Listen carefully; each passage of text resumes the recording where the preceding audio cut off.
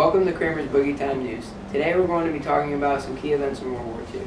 These events include the Nazi-Soviet Non-Aggression Pact, the bombing of Pearl Harbor, the death of Adolf Hitler, and the atomic bombing on Japan. To start off our show, let's jump right into a debate about the atomic bombings on Japan. Tonight we will be having an exclusive special with our sister station, Kramer's Boogie Time News. We will be having a debate on the decision to bomb Nagasaki and Hiroshima or not. Our two experts include one of our own, Joe, from Joe's Boogie Time News, and their very own Kramer from Kramer's Boogie Time News. And now let's get started. Alright, I feel that the bombing was a good idea because many American lives were saved because of that reason. No, that bombing was as bad an idea as you playing basketball. Kramer, let's not get out of hand.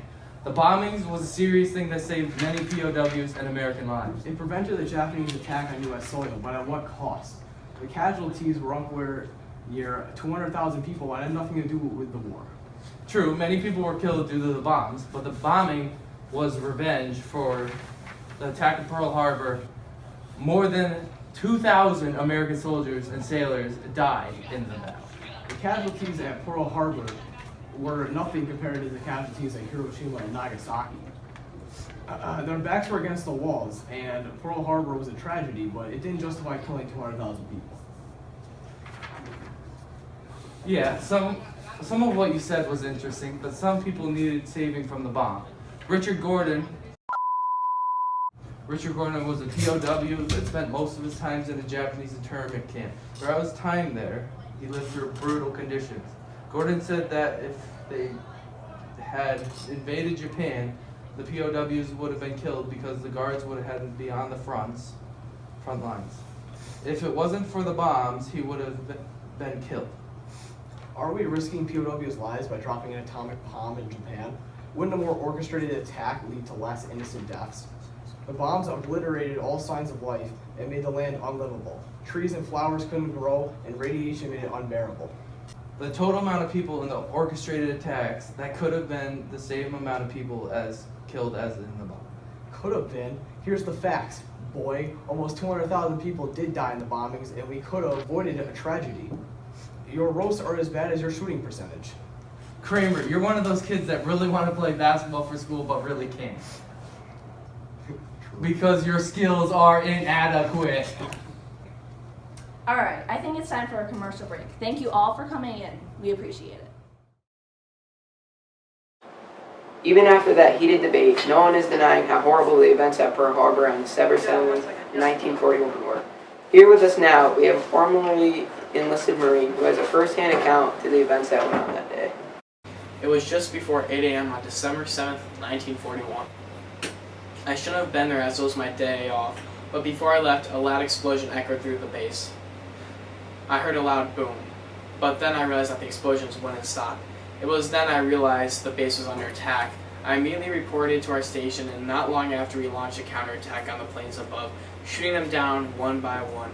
But we were exposed. We were ordered to take shelter. Some of the Marines refused to stand down, so I stayed with them. When a bomb hit just out of range from right where we are, I begged one of my friends to seek shelter, but he said to me, "I don't have a family to return to, but you do, and they need you." So I went to the shelter and listened all the way until the last bomb hit. Battleships and cruisers were sunk, thousands of casualties. December 8th, we declared war on the Axis power. That day still haunts me. It will never be forgotten. Now here's Monica Muscato with the latest on the Nazi-Soviet Non-Aggression Pact. Thank you, Jacob. I'm here with an expert who would rather not be named. Hi, thank you for having me. The pleasure is ours. Now let's get to it. Can you elaborate to our viewers exactly what the Nazi-Soviet Non-Aggression Pact is?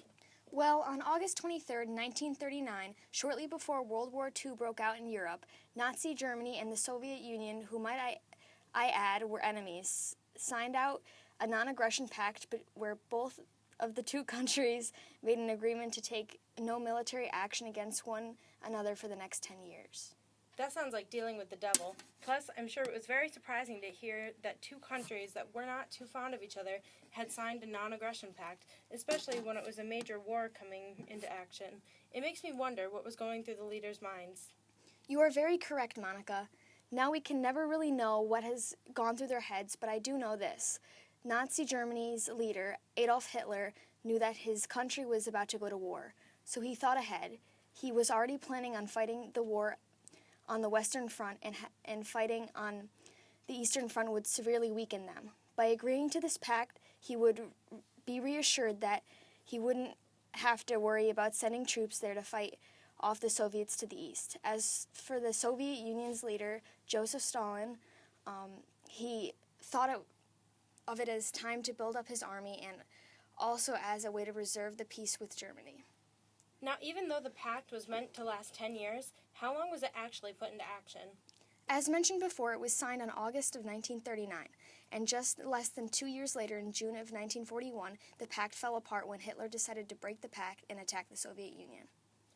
Sadly, that's all the time we have for today, but thank you very, very much for coming to talking with us about the non-aggression pact. Back to you, Jacob. Now for the answer to the question everybody has been asking.